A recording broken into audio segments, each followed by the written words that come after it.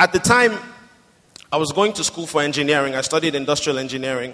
I was working for an engineering company, and I was recording. So I would go to work from 7 in the morning at General Electric, from 7 in the morning till 1:32, then go to school, take classes from 2 in the afternoon till about 7, 8 o'clock at night, then drive 2.5 hours to New York City, where the studio that would let us record for cheap was, and record until 1, 2 o'clock in the morning, and then drive 2.5 hours back up, and my friend would drive and I would sleep and we would take turns to be back at work at 7 o'clock in the morning. It got so bad that God saved my life one day. I was driving home from work to go and pack and head to the city again, and I was just so tired that I fell asleep at the wheel.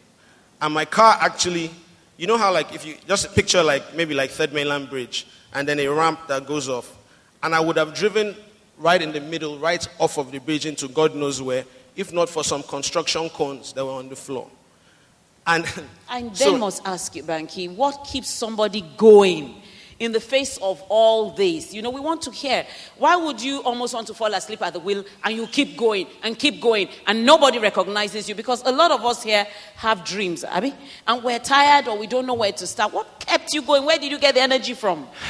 Well, first of all, you cannot say enough about the grace of God, because the truth of the matter is that's what, God just has special grace. And if for some reason God decides to shine his grace on you, you are blessed. So I don't want to take any kind of credit for being, I'm a hardworking person, but let's not try and take God's glory. So, but then it's just a drive and a desire and a determination, if I can borrow my boss word. Determined, because that is stronger than being determined. And ladies and gentlemen, the truth of the matter is that's what it boils down to sometimes. I never had one really big break. It was a lot of little wins here, take 2 steps forward, a couple steps back, but you just decide that, listen, I'm meant to do this thing and I'm going to make this work. And you keep working and you keep trying, and when they say no and they kick you out of the store, you go to the next store, and then you go to the next store, and you don't stop and you just keep going. It's only failure when you give up. Do you know that? One of my favorite stories is the guy that invented the light bulb, Thomas Edison. Yeah, Edison. And they said he tried 100 times to make the light bulb work. And they said, what kept you going 99 times? He said, I didn't consider 99 times as failure. I considered it 99 times that it didn't work. 99 ways that it doesn't work. Which means, okay, this doesn't work. I'll try again. And then I'll try again. And then I'll try again. That's almost madness to try something that many times. But when you believe and you determine in your heart that this is what you want to do and you are going to do whatever it takes to make it come true, you just keep going and you just keep trying again. All right. Can I say one more thing? Yes. You can say several things. I'm going to say one more thing and then I'll assume that my 5 minutes is up. Okay. The other thing that I want to say is falling down is inevitable. Getting back up is optional. This is important. Life is tough.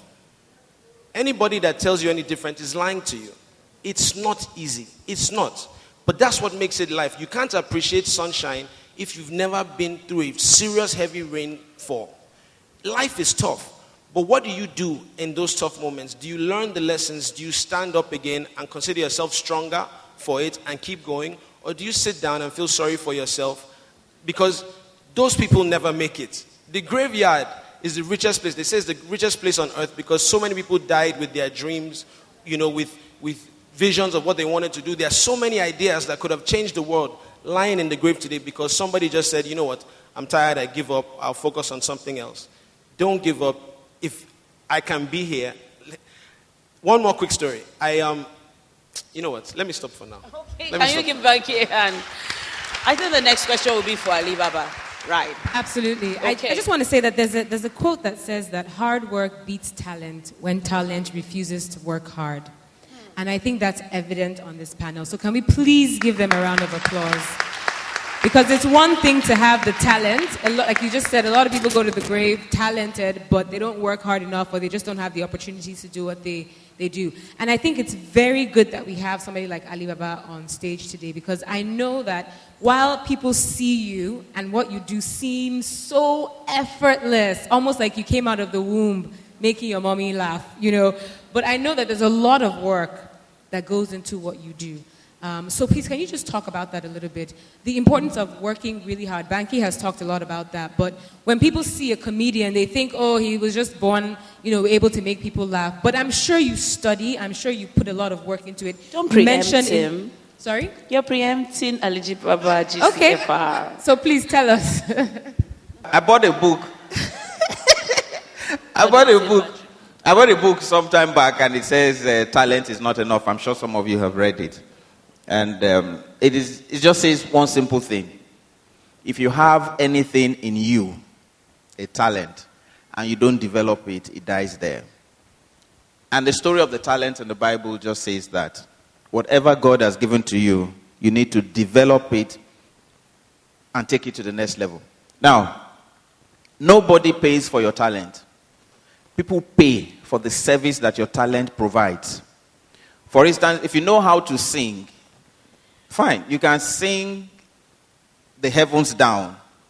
But unless you provide that as a service to anybody, somebody else who doesn't sing as much as you do, that provides his as a talent, will be making a lot of money.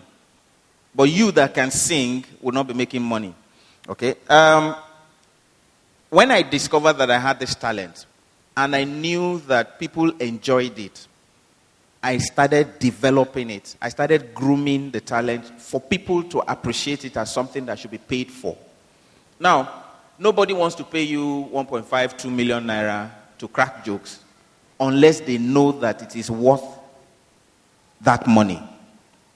When I discovered stand-up comedy, I just placed it in values. It was that I was getting 120 naira monthly. And these people were willing to pay 100 naira a day. Something that I wait for a whole month. And if that happens, it means that you that has the talent knows that you have to work hard to justify what you have been paid.